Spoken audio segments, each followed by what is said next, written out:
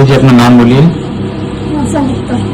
आप ये आए थे और ये आपके हस्बैंड है ना, और ये आपके पहचान वाले हैं जायसवाल जी है ना आपके।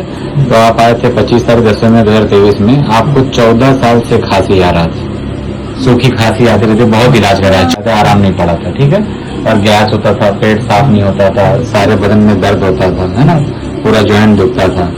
तो 14 ईयर्स इलाज आपने यहाँ वहाँ कराया, आराम नहीं पड़ा। तो आपको मैंने चेकअप करके डिटॉक्स दिया मोदी केयर का, और वेल टर्मरिक दिया है, और वेल कैल्शियम दिया मोदी केयर का, 3 चीजें आपको दी। तो अभी खांसी में आराम है, काफी आराम है खांसी में। नहीं तो ऐसे बैठे थे खांसी आते रहती थी ना, अब खांसी नहीं आ रही, कम हो गई कम ना, गैस भी कम हो गया है, कम हुआ है।